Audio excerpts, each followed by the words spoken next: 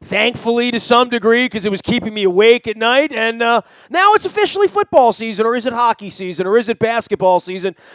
Tell you what, the football season is not going to last for long around here if the results do not go in the right direction on Sunday. Luke Jones covers all things Ravens football for us at WNST.net. You can follow his journey out on Twitter at Baltimore Luke. And, of course, whenever there's breaking news on the WNST text service, brought to you by Coons Ford of Security Boulevard. He joins us now. We were both out on the field on Wednesday, hearing the initial press conferences. We see the initial injury reports on both sides of the ball. Luke, I don't want to be flippant about this at 3-4 and a 4-game losing streak, and where the Steelers are in a couple-game losing streak and having Roethlisberger. This almost feels like an opening day all over again. It almost feels like just about all the fields have been leveled at this point, even on the Cincinnati side, to say, all right, we got a 9-week season here. We're getting our guys back, our 30-somethings. I mean, Steve Smith was joking around with me in the locker room the other day. I'm assuming he's going to play just because he's joking around, because he ain't real funny when he's not playing, to be honest with you. Well, that's true, but he's got to get back in practice first. Didn't practice Wednesday. We'll see how the week progresses with him. But I think one of the most interesting things about the Ravens being back this week after the bye week, and to what you just spoke about, a 4-game losing streak. Clearly, October was disastrous for them in a lot of ways. They fire their offensive coordinator. They lose players to injury. Yeah, it couldn't have been much worse, right? Other than like Flacco getting hurt, right? Or Tucker getting hurt, something crazy. But if they lost every game, they were all ugly. There were some coaching issues. There was some offensive, defensive. Young guys, old guys, injury. I mean, there's nothing much to recommend them over October. I mean, you could have put me to sleep in September, woke me up, and I would have missed a damn thing. Pretty much. Other than the fact that, fortunately, they didn't suffer any season-ending injuries. That's correct. At least to what we're, as far as we're aware. And certainly it looks like most of the players that have missed here recently are going to be back. Terrell Suggs is going to play. Marshall Yanda, full participant. They should look like a different team on Sunday with these guys in there, the $10 million players. They should, right? They'll be better. They'll be better, but I think the big question, I think this is a fair question, we talked about this before the season even started, we talked about this when they were 3-0, quite frankly, is how much better? And will it be good enough in the second half of the season? But going back to the point that you initially made, this next week's going to define the season. It's not going to make their season, but it can certainly break it. If they lose on Sunday, and then I think they'll beat the Browns. But it's a short week; you never know. The way this team has played here, if you lose, let's see how you feel about that a week from now, right? Right. If you lose a fifth straight game, do you start feeling differently about that? Do the Browns say, "Hey, this might be our chance"? I don't know. I won't pick the Ravens to lose to the Browns. Who's regardless. their quarterback again? Yeah, exactly. Well, right. But they do have Corey Coleman coming back, who gave the Ravens everything they could handle in week 2. But again, Browns aside, they need to win this game. You can't afford to fall to 3-5, to fall 2 games behind Pittsburgh in the division, and then knowing what lies ahead with the schedule. And losing the home version of this, right? If this is in Pittsburgh, you'd say, maybe we'll get them here, but we got to go there on Christmas. And, I don't know how Christmas dinner tastes at your house, but I guarantee it doesn't taste as good in Pittsburgh. Well, and it's going to taste even worse if the Ravens aren't in contention at that point. And, if they don't win this game... Like last year, right? Exactly. Yeah, if they don't win this game, it becomes more and more difficult to envision this team seriously being in the playoff race come late December.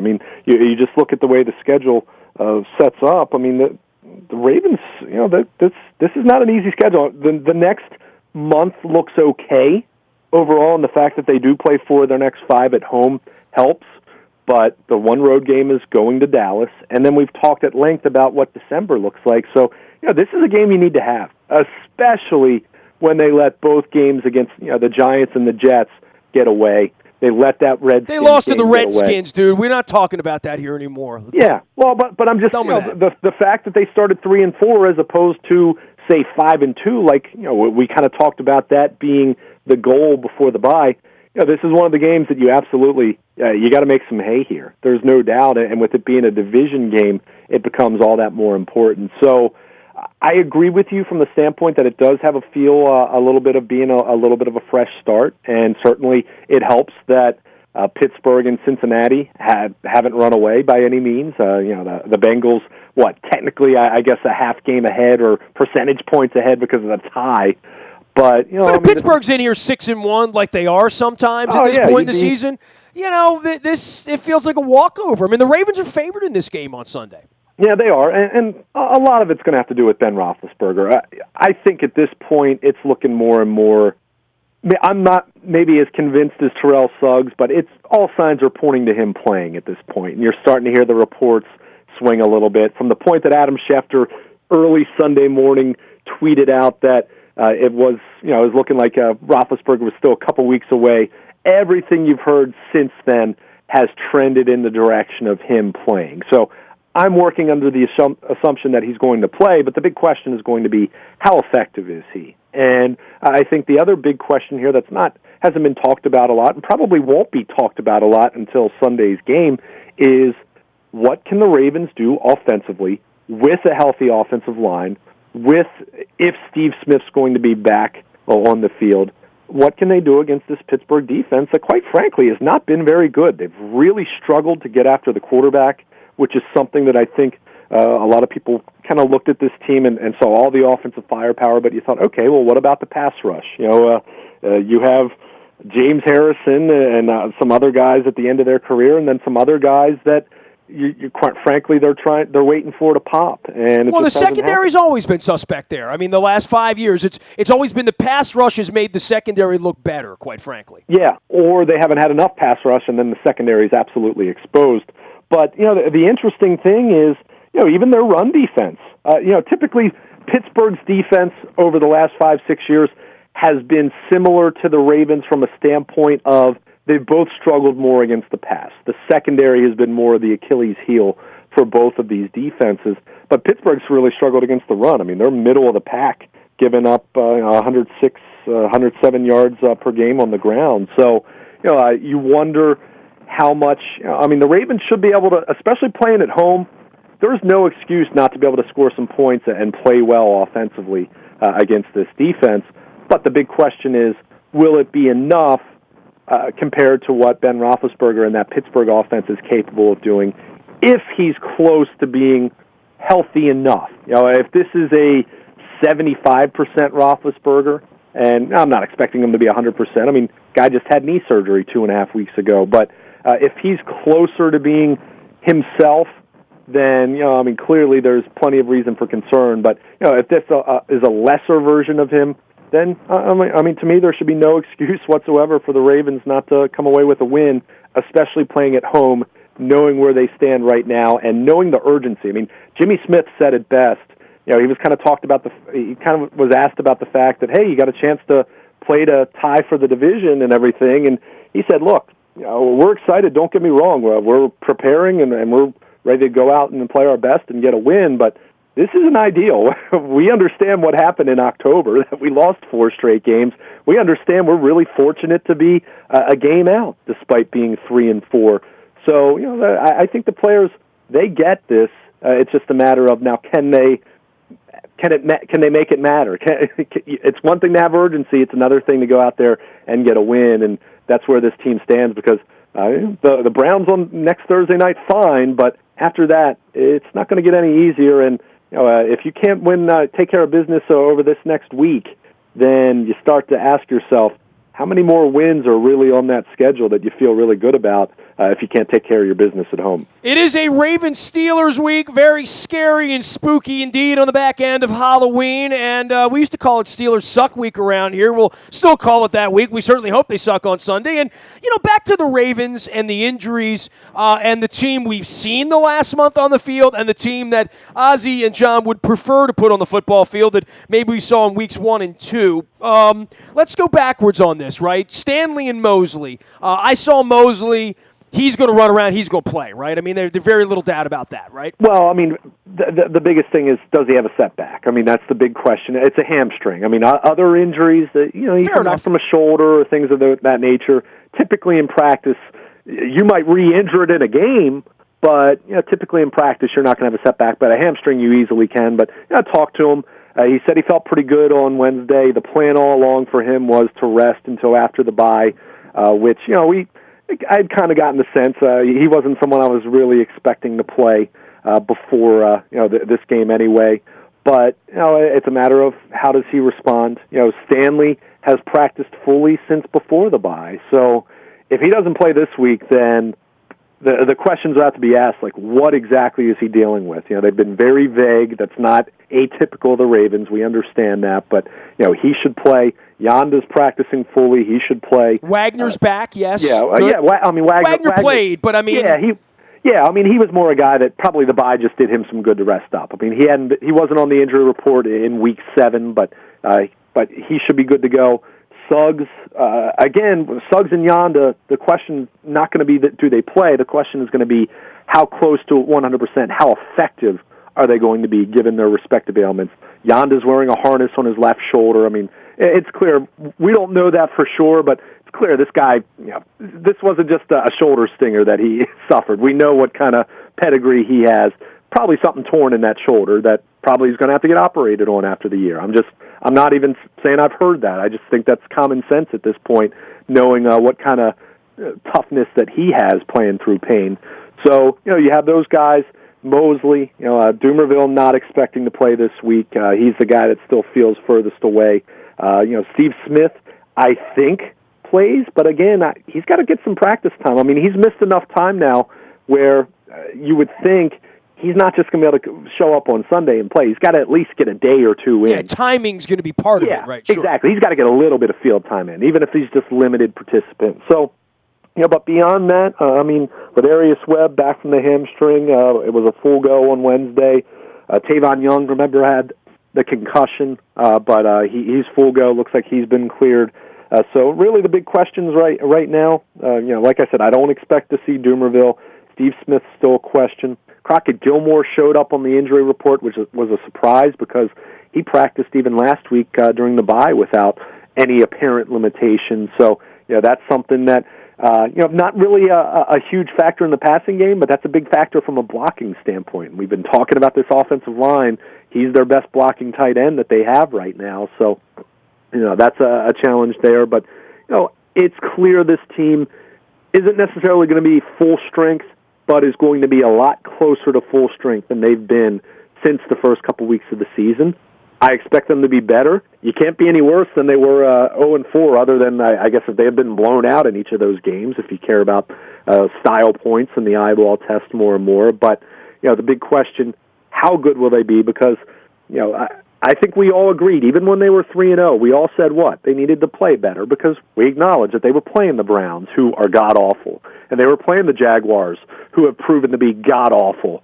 So, the Bills have looked better at times, but they're not exactly anything special. So we all agreed, even when they were 3-0, that they had to play better. So the question is not just to be better than they were in October, but they need to be markedly better, and that's what we don't know right now. That's what we're going to find out here starting on Sunday. Well, Antonio Brown will be the best player on the field, right? Kind of, sort of. And marking him and where we were with the Giants game and Odell Beckham, Jimmy Smith plays a huge role in this. The whole secondary plays a huge role in this because if he gets loose and he goes 11 for 174 and 2 touchdowns, they're going to lose. Yeah, and the interesting thing with Antonio Brown, first of all, he's been the best receiver in football for a couple years now. He absolutely is. He's so much different than the other receivers that you typically think about. The Julio Joneses of the league. Calvin Johnson for so many years. He's not big. This is a pretty ordinary guy from a stature standpoint, but he's just so good at finding windows, getting open, making catches, and then creating yards after the catch. Probably studied Steve Smith, for a lot of years. Right? Not the same physicality, probably, right? Just because Steve is an absolute nut, and I mean that in a positive way. But that's probably a decent one comparison I've never really thought of so much, but that's probably pretty accurate there. But the interesting thing, since he is smaller, Jimmy Smith, a taller corner. You do wonder, will they have Jimmy Smith travel with him? Will they play a little combination? Will they try to maybe have Jimmy Smith on the opposite side and you play shell with safety over the top with whoever's guarding Antonio Brown, whether it's Tavon Young with safety help. Do you try to bracket coverage that way? I think it'll be very interesting to see that. But as terrific as Antonio Brown is, don't sleep on Le'Veon Bell. That's why I think C.J. Mosley being healthy and being on the field and being right physically is going to be such a big factor, because Bell is someone who can certainly hurt you as a receiver as well out of the backfield. So, those... Yeah, I forgot about him. Yeah, those are special players. There's no doubt. They have some other good players. D'Angelo Williams is a really quality backup running back, best backup running back in the league probably. But if we're here on Sunday night talking about the Ravens losing, we're going to be talking about Brown and Bell. You would think and so. Ben. I don't think it'll be talking about Landry Jones having the biggest day of his life. Yeah, I hope not. Right. It's unless the Ravens and don't put it past them, because we've seen lots of self-inflicted errors and mistakes. But you would think so. You got to slow those guys. Antonio Brown, you're not going to shut him out. And to their credit, go back and look at his career against the Ravens. You think back to the big catch in the playoff game in the 2010 postseason, certainly, when he was an unknown at that point. But the Ravens have overall done a pretty decent job of not letting him be the one to beat them. They've lost some games, but he's rarely been the guy that's just gone totally nuts. So I think that Sunday night game in 2014 in Pittsburgh had some big numbers just off the top of my head, but I believe he only has one career touchdown catch against the Ravens. So that statistic alone kind of shows that he hasn't always been the guy that's completely crushed them.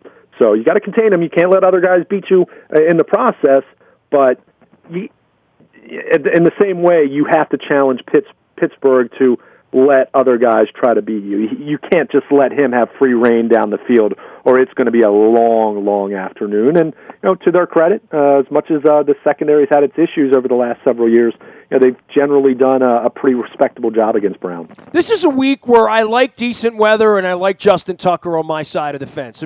I think this is a game where he kicks 3 field goals and they can win by a couple points. Yeah, well, no, you kind of say that every week about him. He's just, he's the best kicker in football.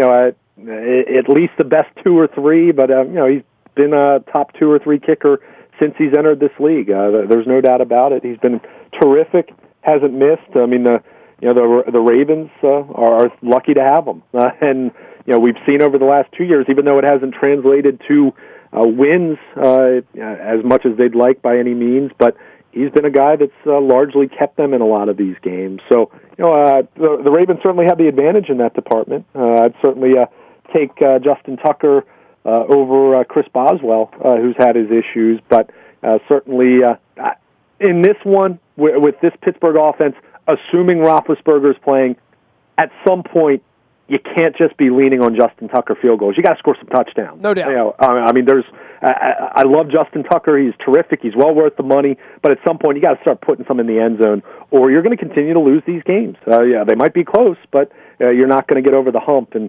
we talked about this that Giants game going for it on 4th and goal from the 1. A lot of people didn't like that. I had no problem with philosophically doing it, even though I didn't really like the play call. But the philosophy was, at some point, you got to start scoring some touchdowns and not just settling for field goals. And until this team starts doing that with any more level of consistency, it's hard to like their chances, even in games like this, playing at home, quite frankly. He is Luke Jones, Luke at WNST.net, as well as Baltimore Luke out on Twitter. He will be following the Ravens all week long, leading up to 1 o'clock on Sunday in Baltimore. We got a big weekend here. My wife's donor's coming in from Germany, so he'll be at the game on Sunday with us. And we're looking forward to a big week around here at WNST, and, of course, a Raven victory on Sunday. You can find me, Nasty, at WNST.net, anywhere the internet is served: Facebook, Twitter, LinkedIn, Snapchat, Instagram, streaming live on Facebook Live, as well as our YouTube WNSTV channel. The Buy a Toyota Audio Vault is there for you 24 hours a day from anywhere in the world on your mobile device by downloading the TuneIn radio app. Our morning newspaper ships to your email inbox at 7 a.m. That's powered up by Planet Fitness and PlanetFitness.com. You can get a little inspiration at PlanetOfTriumphs.com out on the web. Get a good story there to maybe put down the eggnog and the pumpkin spice, which I can't seem to do.